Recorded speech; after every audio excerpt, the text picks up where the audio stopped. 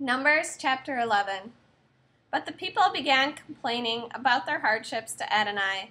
When Adonai heard it, his anger flared up, so that fire from Adonai broke out against them and consumed the outskirts of the camp. Then the people cried to Moshe. Moshe prayed to Adonai, and the fire abated. That place was called Tevet Era, burning, because Adonai's fire broke out against them. Next, the mixed crowd that was with them grew greedy for an easier life. When the people of Israel, for their part, also renewed their weeping and said, "If only we had meat to eat. We remember the fish we used to eat in Egypt. It cost us nothing, and the cucumbers, the melons, the leeks, the onions, the garlic. But now we're withering away. We have nothing to look at but this man." This man, by the way, was like coriander seed and white like gum resin. The people would go around gathering it and would grind it up in mills or pound it into paste with mortar and pestle. Then they would cook it in pots and make it into loaves that tasted like little cakes baked with olive oil. When the dew settled on the camp during the night, the man came with it. Moshe heard the people crying, family after family, each person at the entrance to his tent. The anger of Adonai flared up so violently, and Moshe too was displeased. Moshe asked Adonai, "Why are you treating your servant so badly? Why haven't I found favor in your sight, so that you put the burden of this entire people on me? Did I conceive this people? Was I their father, so that you tell me, carry them in your arms, like a nurse carrying a baby, to the land you swore to their ancestors? Where am I going to get meat to give to this entire people? Because they keep bothering me with their crying and saying, 'Give us meat to eat.' I can't carry this entire people by myself alone. It's too much for me.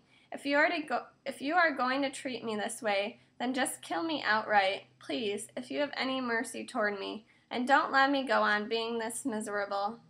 Adonai said to Moshe, "Bring me 70 of the leaders of Israel, people you recognize as leaders of the people and officers of theirs. Bring them to the tent of meeting and have them stand there with you. I will come down and speak with you there, and I will take some of the spirit which rests on you and put it on them. Then they will carry the burden of the people along with you, so that you won't carry it yourself alone. Tell the people, 'Consecrate yourselves for tomorrow, and you will eat meat,' because you cried in the ears of Adonai, 'If only we had meat, we had the good life in Egypt.' All right, Adonai is going to give you meat, and you will eat it.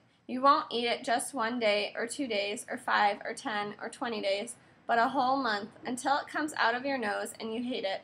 Because you have rejected Adonai, who is here with you, and distressed him with your crying and asking, 'Why did we ever leave Egypt?'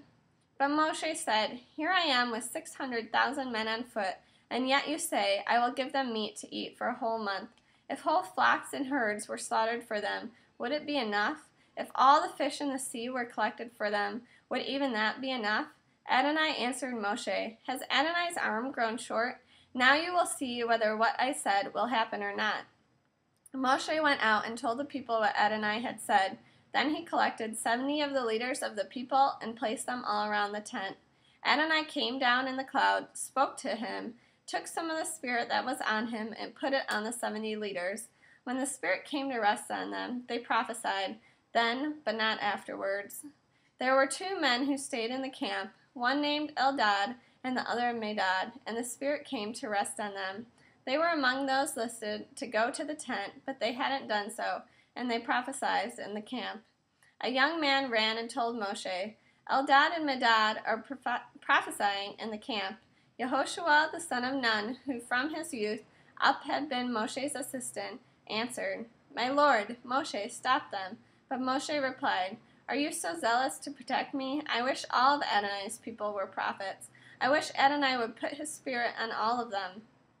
Moshe and the leaders of Israel went back into the camp, and Adonai sent out a wind which brought quails from across the sea and let them fall near the camp, about a day's trip away on each side of the camp and all around it, covering the ground to a depth of 3 feet. The people stayed up all that day, all night, and all the next day, gathering quails. The person gathering the least collected 10 heaps. Then they spread them out for themselves all around the camp. But while the meat was still in their mouth, before they had chewed it up, the anger of Adonai flared up against the people, and Adonai struck the people with a terrible plague. Therefore, that place was named Kivrot Hatava, graves of greed, because there they buried the people who were so greedy. From Kivrot Hatava, the people traveled to Hatzerot, and they stayed at Hatzerot. Miriam and Aaron began criticizing Moshe on account of